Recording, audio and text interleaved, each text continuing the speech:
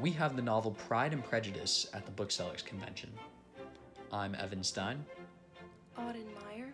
Madeline Bichelle. This is a romance novel of radical relationships. Hence the title, you'll find lots of Pride and Prejudice. There's many complicated relationships and evolving personality traits, and there's the question of whether marriage should be based on wealth or true love. Context.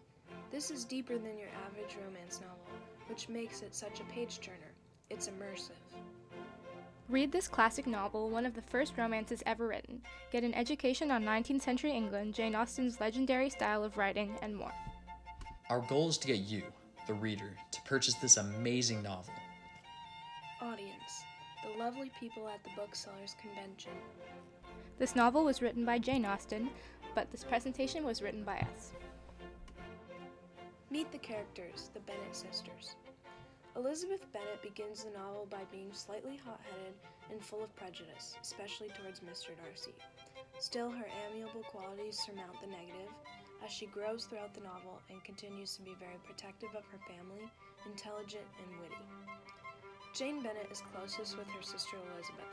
Her graceful and optimistic personality makes her the most perfect of the daughters. Her excessive modesty results in Mr. Darcy believing that she was showing false love towards Mr. Bingley. Lydia Bennet. Her character traits are consistent throughout the novel, as she is rambunctious, irreverent, and ignorant of the effects of her actions. She is boy crazy and only focuses on what will benefit herself rather than other people.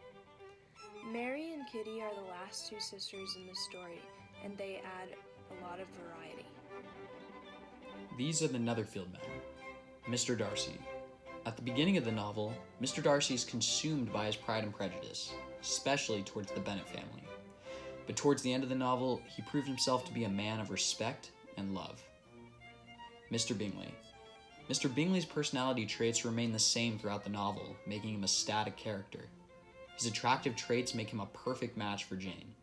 Although the relationship seems to be thriving, Mr. Bingley believes that there is false love coming from Jane. The Bennet parents are some of the most important characters in the story, even if they may be minimal. Mrs. Bennet is one of the biggest supporters of her daughter's marriages. She is also a lover of gossip, as she is the first one to know that Mr. Bingley has taken up in Netherfield. Throughout the book, she is proven to be a matchmaker, attempting to match her daughters with several different men, which comes as a little bit of an annoyance to Elizabeth. Mr. Bennet is not in the novel as much as Mrs. Bennet, and he also does not care as much for marriage as his wife does, but he still cares deeply for his daughters, especially Elizabeth, and shows mostly that he values her happiness, not the man that she marries, and proves himself to be a devoted father, even if he tends to like privacy in his study. Meet the characters, the Unholies. Mr. Collins is the Bennet sisters' cousin, and as the closest related male, he is set to inherit the Bennet fortune. He is often found to be an annoying character, and Elizabeth sees him as a nagging, toe-stepping, awkward man. His main focus is money and pleasing his patroness, so he needs to marry someone who has that same focus. Charlotte Lucas is a friend of Elizabeth's, and she is a quiet character who cares more about comfort and security than finding true love. Mr. Wickham is also very consistent in his character. He is proven to be very greedy and selfish and tries to get money wherever he can, including in marriage. Though he first appears as a kind gentleman, he turns out to have false intentions. Now that we've met all of the characters in the story, it's time to look into their relationships. First, we're going to start out with Mr. Darcy and Elizabeth. Mr. Darcy and Elizabeth are very similar yet very different characters, which makes their relationship very interesting. They are both extremely bright for their time. They start off by despising each other, as Mr. Darcy is incredibly proud and Elizabeth is very prejudiced towards him. They do not enjoy each other's company, and Elizabeth finds herself complaining about his pride and demeanor all the time. However, Mr. Darcy does not always despise Elizabeth. He starts to like her temper and ability to stand up for herself despite her social standings, and he starts to fall for her. It takes Elizabeth a little bit more time, but she begins to feel the same way after seeing the lengths he'll go for the people that he cares about, and they form the perfect couple.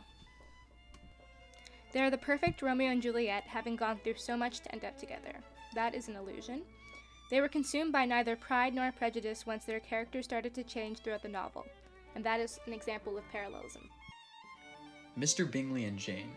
Similarly to Mr. Darcy and Elizabeth's relationship, Mr. Bingley and Jane have their own ups and downs. However, their gentle characters result in a blossoming romance that overcomes all the bumps in the road that they're faced with. The two characters have no flaws, and they tend to look at the glass half full whenever adversity strikes. This perfect couple provides readers with a refreshing, likable, pleasing match. Mr. Collins and Charlotte. Mr. Collins and Charlotte are two very different characters, yet they have one thing that connects them. Mr. Collins is an obnoxious clergyman who is very proud of his wealthy patroness, whereas Charlotte is a polite girl who was raised in a household with little wealth. Mr. Collins is desperate for somebody to spoil with his patroness's riches, and Charlotte is searching for wealth. They form a well-matched pair that allows them both to have comfort and security for themselves and their families. Mr. Collins is not the sharpest tool in the box, and Charlotte Lucas does not require a lot to give her satisfaction in life. This is an understatement and a euphemism. Were they all that happy? No. But did they both feel secure? Definitely. This is a hypophora. Mr. Wickham and Lydia. Mr. Wickham and Lydia are not even supposed to become a couple, which makes them a very intriguing pair. Mr. Wickham begins the novel as a charming, friendly fellow, but it turned out that he is irresponsible when it comes to money, and is looking to get married only to get rid of his heavy debts. Lydia starts out by being careless and selfish, only worrying about when the soldiers are coming to town so she can go flirt. The two become matched as they both settle down. Wickham's debts get paid for in exchange for the marriage, and Lydia has finally found a man she'll commit to. In the end, they both get the ending they deserve. Money is to Mr. Wickham as men are to Lydia. This is an analogy. Wickham acquired Darcy's money and Lydia's heart. This is a zeugma. Lydia immediately gave Wickham her heart and eloped with him without thinking twice. This is a metonymy. Before, we discussed Mr. and Mrs. Bennet and their characters, and now we're going to talk about their relationship with each other. Mr. and Mrs. Bennet have as happy of a marriage as they can. Mr. Bennet is a smart, astute man with an affection for his more respectable daughters, Elizabeth and Jane included, whereas Mrs. Bennet is dramatic and simple-minded and is closer to her more frivolous daughter, Lydia. However, the two stabilize their marriage because Mr. Bennet, being the unobtrusive, perceptive, and knowledgeable man he is perfectly counterbalanced by Mrs. Bennet's meddling, excitable, extroverted personality. An example of Lytodes is they were not the happiest, most united match. An example of Anatogy is Mrs. Bennet really only cares about wedding her daughters to rich men, but she loves them very much and wants the best for them. You can buy Pride and Prejudice at your local bookstore or online. We hope that we have persuaded you to go and buy Pride and Prejudice with our description of characters and their relationships. Give it a read, you won't regret it. Thank you.